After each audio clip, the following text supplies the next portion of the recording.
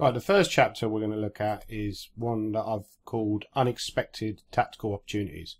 So really this is all about the dynamic nature of the middle game and how you can really take advantage of your opponent's mistakes if you're particularly alert. Because we've all had situations where we might be under a little bit of pressure and we think, well, we're going to lose the game.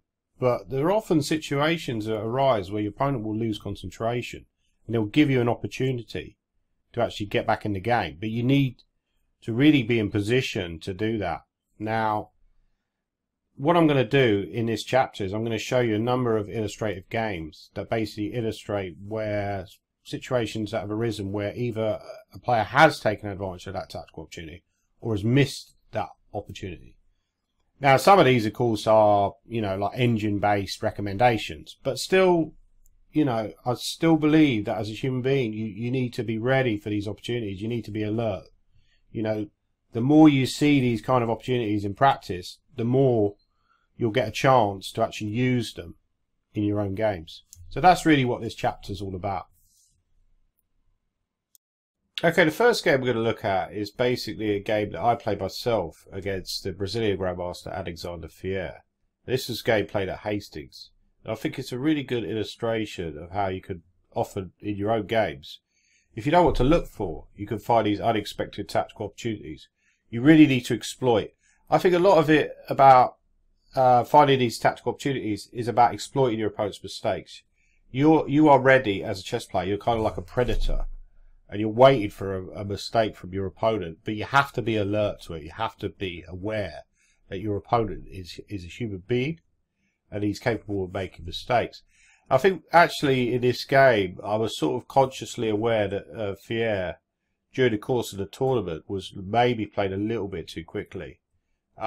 He's a very fast player, but I think, to be fair, he seemed to be lacking a little bit of patience. Now, in my opinion, Fier is probably one of the most talented players I've ever played. I mean, he's a very, very naturally gifted player. But sometimes you could get overconfident.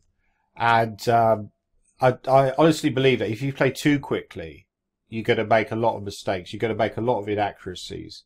So you have to be aware that if your opponent's played too fast, or he's played very, very quickly, then he's likely to make mistakes. And I think the following position is a very good illustration of that, because in this position, Fier played the move Rook C8, which turned out to be quite a serious mistake. I think what he should have played was the move E6. Now, we'll come back to that position a little bit later on. But let's just look at what happened in the game, because he played the move Rook C8. Now, if we look at White's position, it looks quite promising. I've got the knights in the centre, I've got the knight on E5, I've got the knight on D4. They're both very promisingly placed. I've got the bishop on C2, and the bishop on D2, and also a rook on E1. So I've got a very nice sort of centralised position. Now, a very tempting move would be something like Queen G4.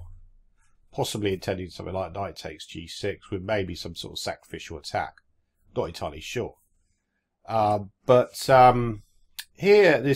what you have to do is you have to think, well, actually, what sort of weaknesses does Black have in his position? I think the first thing you look at is these sort of pawns on the king side. Now, not only does Black not have many defenders on the king side, for example, he's only really got the bishop on G7. But his pawns have moved forward. So his pawn has moved forward from H7 to H6, which happened much earlier in the game. Now, this already gives you an idea of what White should play in this position, because actually the correct move is to move knight to G4, because that immediately attacks the pawn on H6, threats to take the pawn with check. Now, my opponent was now faced with a very difficult choice. Obviously, you don't really want to play a move like G5. That just creates too many weaknesses. A very good reply, and a very obvious reply, would be knight F5, where Black has severe problems defending the H6 pawn. For example, if he was to play H5, then I simply go knight H6 check. And after bishop takes H6, knight takes H6, I've got a huge attack. King G7, Queen H5. Looks like game over. So G5 is immediately ruled out of the equation. Now, of course, he could play the move H5, but the problem with the move H5, and this is again, where your tactical brain is starting to function. So I played the move knight H6 check. Now, of course, black would not want to take on h6 because after bishop takes h6, bishop takes h6. Not only is white hitting the rook with tempo, but he's also got a very strong attack. I genuinely believe when your bishop's on g7, in these fianchetto positions, with the king castled on that side, you need to hold on to that bishop. I actually wrote a book called Mating the Castled King. And one of the things that really sort of like impressed on me was how often, when white manages to exchange off the bishop on g7, he almost always gets a long-term attack. He almost always gets a very strong attack later on. So I think after a move like rook e8, white would have very many promising attacking opportunities. In fact, I even remember analysing a game with the great David Bronstein. There's kind of a similar game to this, where he exchanged the bishop off on g7, and then he had complete control of the dark squares. And as soon as the bishop came off, I think this was a game against an Armenian player called Lapushin, and he said, "What is the result of this game?" And I said, "Well, I'm not sure. I'm not sure. Like white wins, And he said, "No. The result of the game is mate on g7." So I think that's, if it's good enough for David Bronstein, David Bronstein feels that white should be winning this kind of position, then it should be good enough for us. So if we go back to this position, obviously after knight h6, the natural reply would be something like king h8. Of course, he couldn't really play king h7 because of queen takes h5. But the problem is after king h8, again, white has an unexpected, well, really expected tactical opportunity, you'd say here, because he looks like he should have an attack. But what he actually plays in this position, of course, is knight takes f7. Really destructive move. So after rook takes f7, bishop takes g6.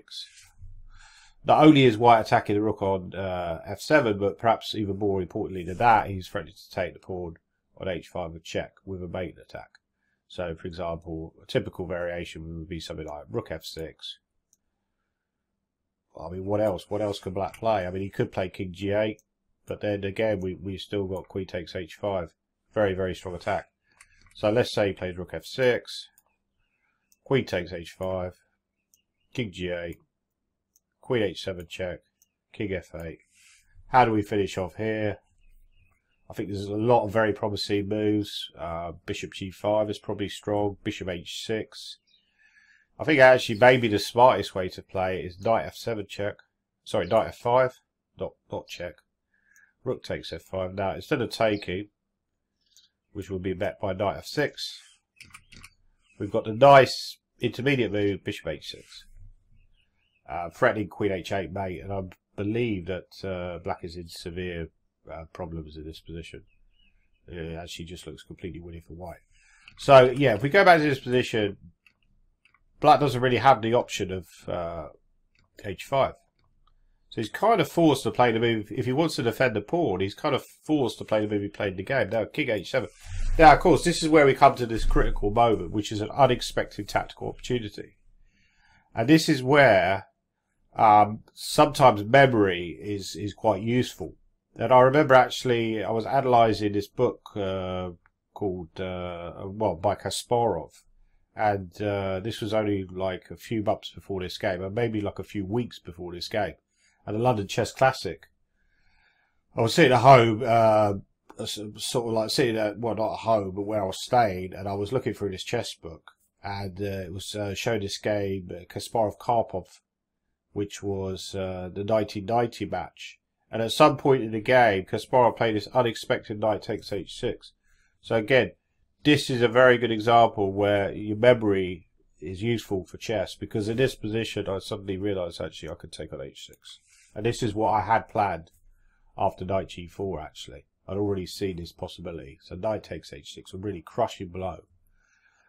Because of course if he was to take the knight, I immediately regain the piece with a massive attack with the move queen h5. And if we follow that variation on, I mean you can play a move like knight f6. But then I take king g8, and now take your pick. I mean, basically, white is just doing well anyway because he's a pawn up with the two bishops and an attack. But it's entirely possible that bishop takes g6 is very strong here. And after we take, check, king h8, maybe something like rook e3. I mean, it's possible that black can defend here. I'm not entirely sure. Well, I don't really see where the defense is. If I go knight h7, then rook h3.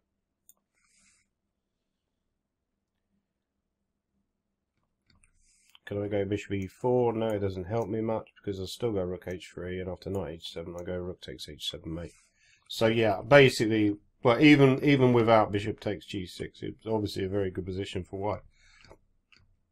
So knight h6, really crushing blow, and again, I think it's a good illustration of what you've got to look out for these unexpected tactical opportunities. You've got to be thinking about, like, you know, has your opponent just possibly made a mistake? Is there a reason? Is there a psychological reason for him making a mistake in that position? Has he overlooked something? And this is where knight takes h6, you know, was a good illustration of you've got to take, you know, chess is all about taking the initiative sometimes. You've got to be like you've got to have like an entrepreneurial spirit, that you're basically going for it. So knight takes h6, very strong. So in this position, my opponent played a move knight f6. Now, again, sort of faced with a crucial decision, because although I've won a pawn, of course, you know, I'm aware that my opponent's basically 2600 strength. He's been as high as 2650. In that sort of situation, you don't really want to be in a situation where you're trying to grind out a long technical game, because that's probably not my strength. You know, so we're in a sort of position where I'm trying to grind out a pawn up in the endgame. So I could have gone knight g4 here and just said, well, I'm a pawn up. I was slightly concerned about queen d5, but I think after queen d5, white can simply take. I mean, he can just play knight e3. In fact, just defending against the mate threat on g2. But I think he could just take on f6, and after bishop takes f6. Maybe can I play a move like queen f3, perhaps? I think this looks very strong. And I mean, after, I'm not entirely sure what black plays here actually. Bishop takes d4 maybe, but then this looks rather good for white. Maybe you can play knight b3 here and try and survive, but I guess this is good for white. Rook takes e7. But if we go back, can you go knight e6 there? Maybe you can play knight e6 there. Again, just bishop c3. I'm a pawn up with the two bishops, so it does look like it favours white. And of course, I could just play a move like knight f3, just a simple move, pawn up. Better position.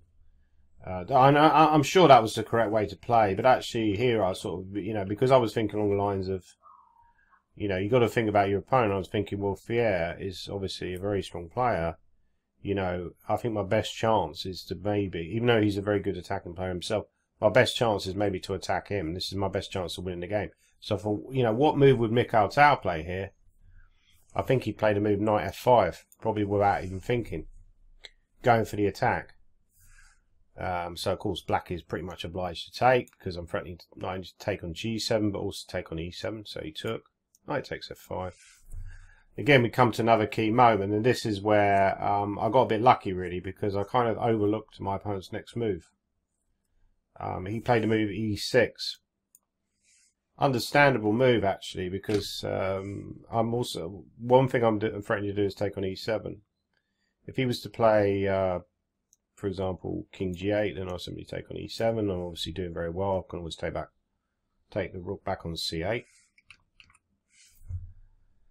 And if he tries to block the e file with a move like bishop e4, then it gets very, very bad for him very, very quickly, because I take on e4, knight takes e4, rook takes e4. Knight takes e4, and again, this is where the knight on f5 is such a strong piece, because now it helps me to gain a main attack with queen h5 check, king g8, and then the very calm queen g4, and he cannot realistically prevent mate. So it's not easy for black to prevent the attack. Of course, being a strong grandmaster, almost immediately, Fier played the move e6. and then gave me a bit of a look as if to say, well, you missed that, haven't you? And fortunately for me, I've got another unexpected tactical opportunity, because I took the bishop on g7. And of course he took back. And this is where I play the move, which, again, you've got to be thinking, I've seen this particular idea before in a different sort of position. There's some sort of variation of French, where the move bishop h6 becomes very important. So after bishop h6 check, again the move I was lucky to have. If he takes the bishop on h6, I believe I'm winning after queen c1 check. He cannot play king h5 because of rook e5 check with a mating attack. King g4, I can play queen g5 mate. So he would play probably king g7, but after queen g5, king h8, well, take your pick, but I think queen h6 and then rook e3 is just looks like it's winning, because I'm threatening rook g3 with a mating attack. So I don't think black's got a defense. Now, again, this is a crucial moment actually, because after bishop h6, what Fier should have played was the move king h8. He actually played in the game. He actually played king g8, which turned out to be a crucial mistake, because what he should have played was the move king h8.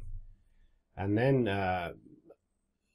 well, I've actually got a serious decision to make, because if I want to play for a win, I've probably got to take the rook on f8. If I take the rook on f8, queen takes f8. I think black is very much in the game. I think his queen's coming to g7. Arguably, black would be doing well here, because the two pieces against a rook are much more useful in the middle game. He can get some sort of an attack going. Now, what I probably would have done, because I'm a bit of a wimp, you know, I did take the minus offer in the chase after all. So I probably would have gone bishop g5. Because the important tactical point is, if he takes on d1, I've got the intermezzo move, bishop takes f6. And then I take back. And that looks like it's winning. I'm 2 pawns up in the ending with the two bishops and a potential mating attack. It's obviously winning for white. So after bishop g5, again, I think he has to really take the draw, because if he goes knight d7, for example,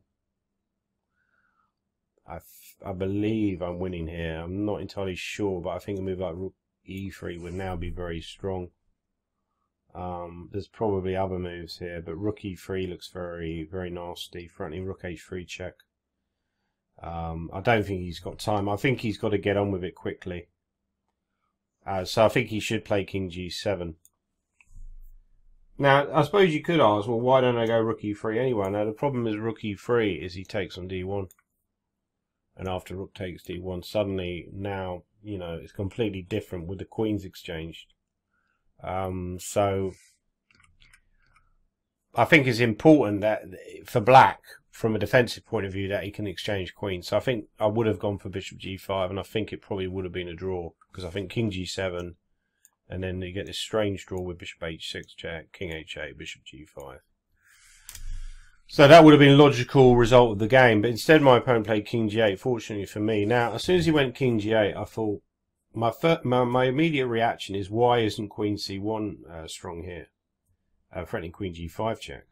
Now, as soon as I looked at queen c1, I thought, well, can he not go queen d5, threatening mate on g2? So I dismissed, at first I dismissed queen c1, because I thought, after queen c1, he plays queen d5, threatening the mate, and preventing the, you know, preventing my mating attack, while at the same time, you know, threatening mate himself with tempo. So your immediate reaction is to move on to calculating other variations. But then I sort of like looked around. I thought, well, actually, I can't find anything better. So I came back to queen c1. And when I looked a little bit deeper, after queen d5, I realised that white can play the move f3. And that's a good example, actually, why you should always look that a little bit further when you're calculating.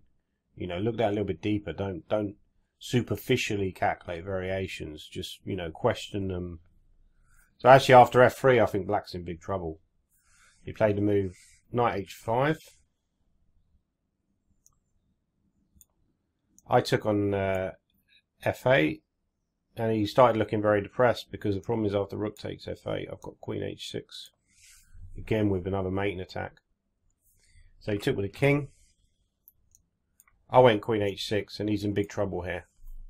If he goes king e7, then rook d1.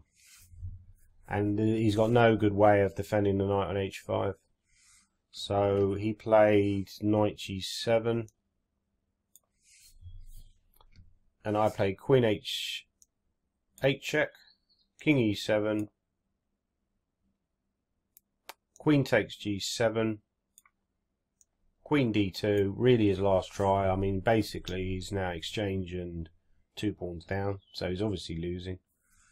Can't move, rook c1. So my plan now is basically, if nothing else, I can eject the queen. I can go queen g3 to f2 and win that way. Win slowly, if nothing else. He now played, what did he play here? He played rook d8. I played queen g3. He played rook d5. I went queen f2, queen h6, rook d1, rook h5. And actually, I think the quicker way to win now is queen g3. But the move I played was perfectly reasonable. I went queen d2. Because, of course, he cannot now take the pawn on h6. Because I just go queen d8, mate. So that really prevents the mating attack. And in this position, Fier resigned. Because, obviously, if he exchanges the queens, then I'm exchanging 2 pawns up in the endgame, completely winning endgame. Even I would probably have the technique to win this. But what else can he play? I mean, if he goes queen h8, then queen d6 check, king f6, and I think pretty much everything. I mean, again, I could just play queen d8 check if I wanted to. If I was a little bit concerned about his mating attack, which I don't think he probably hasn't got one. But if I was concerned, I could even just go queen d8 and exchange queens that way. So basically, it all stemmed really from, although he did have, to be fair, he did have a chance to maybe force a perpetual later on. It all kind of stemmed from his mistake much earlier on, which gave me the opportunity for these unexpected tactical opportunities. And that mistake was the move rook c8. And I believe what he should have played here was the move e6. Really solid move. And now if I go for this, of course I could play queen g4. I think that's probably the best move. But now if I go for this knight g4, he's in a much better position to meet that threat. He can actually play a much more active move with queen h4. Threatening the knight on g4. And after something like g3, maybe even queen h3, with some ideas of maybe going for an attack himself with, if I'm not careful, if I play like a casual move, he might well go for a mating attack himself in knight takes c3. But basically e6 was much more active. I mean, even though rook c8 looked very natural, it would actually turn out to be a serious mistake. So I think that was a good example of unexpected tactical opportunities, how you can take advantage of your opponent's mistakes with an unexpected tactical opportunity.